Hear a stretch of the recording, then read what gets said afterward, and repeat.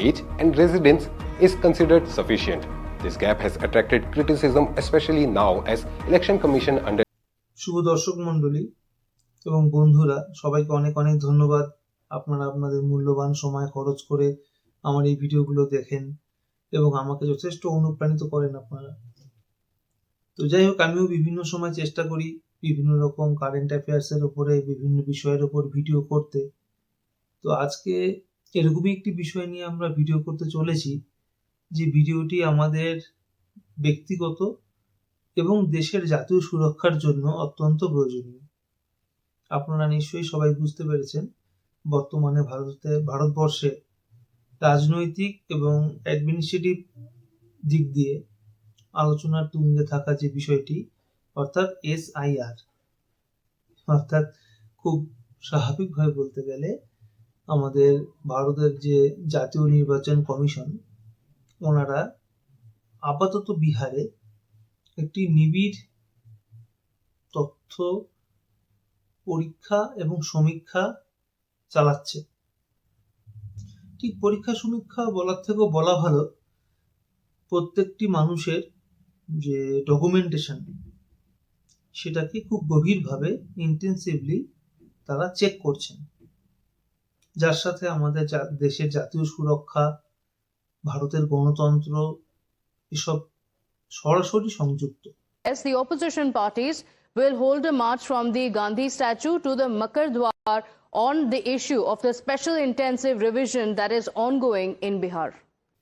দেখুন, ভারতবর্ষের মতো একটি গণতান্ত্রিক দেশে, যেখানে বহু রাজনৈতিক দলের উপস্থিতি আছে, সেখানে কিন্তু সরকার বা শাসক গোষ্ঠী এবং বিরোধী পক্ষের যে সংঘাত বলা চলে বা বিরোধিতা, এ কিন্তু আমাদের দেশের চিরাচরিত একটি বিষয়বস্তু। তো সেদিক থেকে সেটিকে যদি আমরা সরিয়ে রাখি, তবে বিগত কয়েক বছরের যে তথ্য, যাতে দেখা যাচ্ছে একটা বিশাল সংখ্যক মানুষ বাংলাদেশ থেকে ভারতবর্ষে এসে রয়েছে। অর্থাৎ আমাদের দেশের যে জাতীয় সুরক্ষা, জাতীয় যে তথ্য ভান্ডার, জাতীয় যে খাদ্য ভান্ডার, যে অর্থাৎ যে কোনো সরকারি বা দেশীয় যে আমাদের সিস্টেম, তার উপরে কিন্তু আঘাত আনছে, তার উপরে কিন্তু চাপ পড়ছে। তো বারবার করে বিভিন্ন রাজ্য সরকার বলুন, কেন্দ্রীয় সরকার বলুন, তারা কিন্তু চেষ্টা করে যাচ্ছেন অনুপ্রবেশ আটকাতে বা একে অন্যের দিকে কাদা ছুঁড়ে যাচ্ছেন। কোথাও BSF পয়সা নিয়ে লোককে ঢুকিয়েছে এমন দোষ দেওয়া হচ্ছে, এমন কথা উঠছে। আবার কোথাও এটাও কথা উঠছে যে রাজ্য সরকার BSF কে তার কাটা দেওয়ার জন্য জমি দেয়নি। তো এরকম যুক্তি, প্রতিযুক্তি, অপযুক্তি সবই আছে। কিন্তু মোটমাট কথা, BSF এর গাফিলতি হোক বা সরকারি যে মেশিনারি, রাষ্ট্রের যে মেশিনারি, রাষ্ট্রযন্ত্র বা রাজ্য সরকারের যে ভূমিকা, এসব নিয়ে কিন্তু বরাবরই প্রশ্ন উঠছে। কারণ সবকিছুর মধ্যেই যদি একটা দুর্নীতি বা গাফিলতি না থাকে, তবে অনুপ্রবেশ ঘটা এবং অনুপ্রবেশকারীরা ভারতবর্ষের মতন একটি বিশাল দেশে এসে দীর্ঘদিন ধরে রয়ে যাওয়া, এখানে থাকা, খাওয়া এবং Aadhaar card, voter card, PAN card, ration কার্ডের মতন গুরুত্বপূর্ণ ডকুমেন্ট তৈরি করে নেওয়া, এসব কিন্তু সম্ভব হতো না। কি বলছেন ধৃত বাংলাদেশি, শুনবো। कहाँ से आया? जमालपुर से आया, बांग्लादेश में आया था। बांग्लादेश से इधर आया था, बांग्लादेश जा रहा था। বাংলাদেশ থেকে আয়া স্যার, বাংলাদেশ থেকে আমরা আসছি কাজ করার জন্য, চেন্নাই কাজ করার জন্য। সবচেয়ে বড় কথা হলো যে এইসব বিষয়বস্তুর উপরে কিন্তু বিভিন্ন মেইন স্ট্রিম মিডিয়া বা সোশ্যাল মিডিয়াতে বিভিন্ন মানুষ, বিভিন্ন সাংবাদিকরা বিভিন্ন রকম কথা বলে যাচ্ছেন, বিভিন্ন তথ্য দিয়ে যাচ্ছেন। যেগুলো থেকে আজকে কিন্তু আমরা সবাই যথেষ্ট এই সম্পর্কে ওয়াকিবহাল।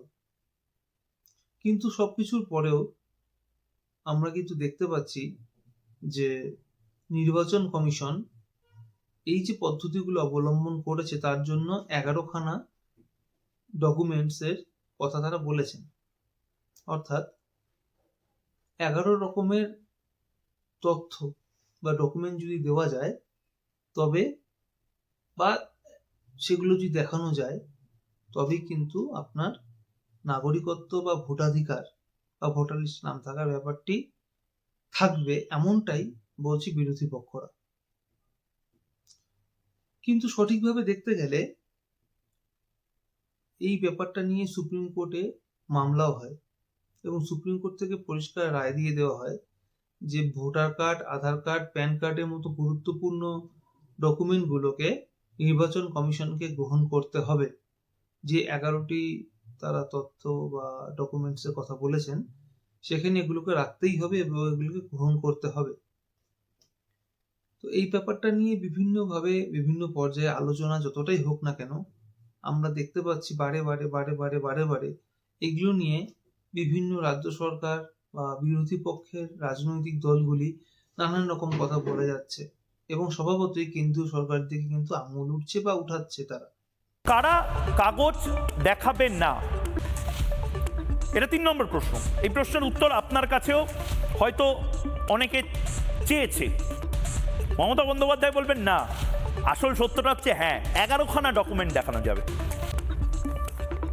এবং এই 5টা প্রশ্নের উত্তর তো আশা করি দর্শকরা, বন্ধুরা, মোটামুটি আমি একটা আপনাদেরকে এই SIR বা যে জাতীয় নির্বাচনী যে আমাদের কমিশন, তো তার যে SIR এর প্রজেক্ট বা পদ্ধতি সেটা সম্পর্কে কিছুটা আপনাদেরকে আমি ধারণা দিতে পারলাম।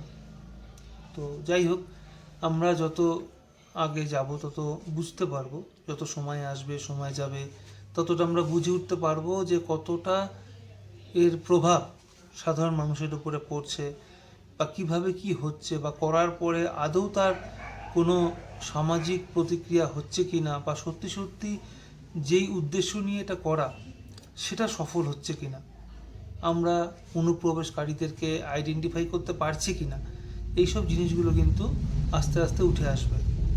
কিন্তু তার জন্য আমাদের আরও একটু ধৈর্য ধরতে হবে।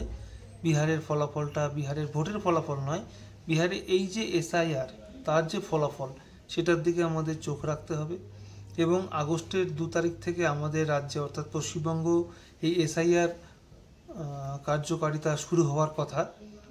যতদূর জানা যাচ্ছে বিশ্বস্ত সূত্রে খবর যে কেন্দ্রীয় সরকারের তরফ থেকে রাজ্য সরকারের কাছে অলরেডি নির্দেশ চলে এসেছে যাতে নাকি এই পদ্ধতিটি সুষ্ঠুভাবে পশ্চিমবঙ্গে সম্পন্ন হয়। পশ্চিমবঙ্গের ক্ষেত্রে সেটা অগাস্ট মাসেই শুরু হবে। জাতীয় নির্বাচন কমিশন সেই প্ল্যানিংটা নিয়েছে এবং জাতীয় নির্বাচন কমিশন খুব দ্রুত কিছু পা ফেলছে। আপনারা দেখেছেন গত 2 দিন আগে রিপোর্ট এসেছে যে পশ্চিমবঙ্গে যে নির্বাচন কমিশন তাকে স্বতন্ত্র সংস্থা হিসেবে ডিক্লেয়ার করার নির্দেশ জারি করেছে, কোনো অনুরোধ নয়। পশ্চিমবঙ্গের যিনি পশ্চিমবঙ্গ সরকারের যিনি চিফ সেক্রেটারি মনোজ পান্তকে তাকে লিখিতভাবে নির্দেশ দিয়েছেন যে পশ্চিমবঙ্গ চ্যাপ্টারে যে নির্বাচন কমিশন রাজ্য চিফ ইলেকট্রাল অফিসার হবেন তিনি তাকে আলাদা সংস্থা হিসেবে ট্রিটমেন্ট দিতে হবে, কোনোভাবে পশ্চিমবঙ্গ সরকারের অধীনেরা থাকবে না। দেখুন, এই যে পরিকল্পনা SIR এর, আমরা যদি সাধারণ দৃষ্টিভঙ্গি দিয়ে দেখি অবশ্যই ভালো। সাধারণ মানুষের হিতে, সাধারণ মানুষের ভালোর জন্যই কিন্তু এই সমস্ত পদক্ষেপগুলি নেওয়া হয়েছে। তবে হ্যাঁ, শাসক দলেরই বলুন বা বিরোধী পক্ষেরই বলুন, বিভিন্ন রাজনৈতিক মতাদর্শ, রাজনৈতিক কার্যকারিতা নিয়ে বিভিন্ন রকম কাদা ছোড়াছড়ি থাকে। কিন্তু আমরা যদি সাধারণ অর্থে দেখি এটা কিন্তু একটু সাধু উদ্যোগ। তো যাই হোক, আমরা জানি না পশ্চিমবঙ্গে এটি কতখানি ফলপ্রসূ হবে বা কতখানি করতে দেওয়া হবে, কতখানি কি হবে।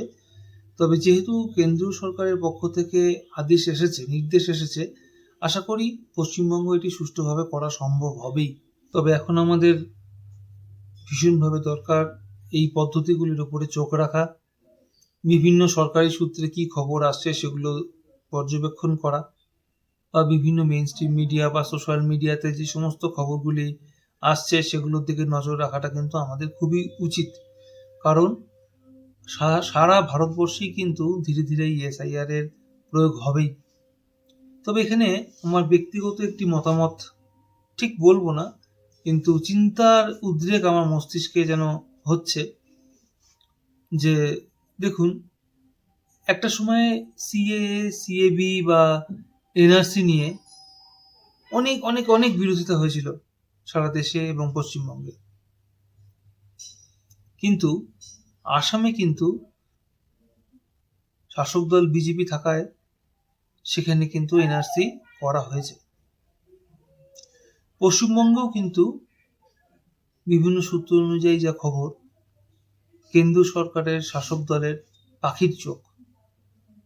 তো যাই হোক, যে কোনো কারণেই হোক, এটাও কিন্তু কোথাও যেন একটা এই এসআইআর এর সাথে আমি কোথাও একটা এনআরসির মিল ঠিক বলবো না, কিন্তু কোথাও একটা যেন যোগসূত্র মাথার মধ্যে আসছে, একটা সম্বন্ধ যেন খুঁজে পাচ্ছি। দেখুন, এনআরসিতেও মানে সিএবি বা এনআরসিতে কিন্তু আমরা সঠিকভাবে কারা এই দেশের নাগরিক সেটাকে আইডেন্টিফাই করা হয়েছে। আবার এসআইআরেও কিন্তু সঠিকভাবে আমাদের নাগরিক কারা বা কি কি তথ্যের ভিত্তিতে আমরা ভোটাধিকার পাবো সেই ব্যাপারগুলি কিন্তু উঠে আসছে। একটা জিনিস ঠিক যে এই এসআইআর এবং এনআরসির মধ্যে অনেকটাই ডিফারেন্স আছে, যদিও দুটো হয়তো এক জিনিস নয়। কিন্তু এখানে আমার একটা কথা, যে এটা এনআরসির একটা ছোট ভাই না তো, বা ভবিষ্যতে এনআরসি করা হবে বলে এরকম ধরনের একটা প্রস্তুতি নেওয়া হচ্ছে না তো এসআইআর এর মাধ্যমে। দুটোর মধ্যে কোথাও যেন একটা সংযোগ সূত্র আছে। কারণ দেশের নাগরিকেরাই কিন্তু ভোটাধিকার দেওয়ার যোগ্য। আজকে বাংলাদেশ বা পাকিস্তান থেকে কেউ এসে কিন্তু, বা আমেরিকা ইংল্যান্ড থেকে এসে কিন্তু কেউ ভারতবর্ষে নাগরিক না হয়ে ভোট দিতে পারবে না।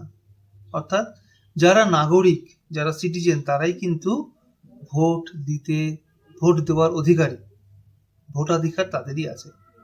এটা যেমন ঠিক, আবার সেই ভোটাধিকার যাদের আছে, অর্থাৎ যারা এই দেশের নাগরিক, তাদের পঞ্জীকরণটাই কিন্তু এনআরসি। দুটোর মধ্যে কোথাও যেন একটা কোনো সম্বন্ধ বা কোনো সংযোগ সূত্র আমি একটা মাথার মধ্যে আমার কাজ করছে, যদিও আমি সঠিকভাবে এখনো সে ব্যাপারে গুরুত্ব দিয়ে বা সিওরিটি দিয়ে আপনাদেরকে কিছু বলতে পারছি না। এর জন্য আমাদেরকে আরো ধৈর্য ধরতে হবে, আমাদের অপেক্ষা করতে হবে। আগামী দিনে পরিস্থিতি কোন দিকে যাচ্ছে সেদিকে লক্ষ্য রাখতে হবে, দেখতে হবে এসআইআর বা এনআরসির পরবর্তী পদক্ষেপগুলো কি দাঁড়াচ্ছে।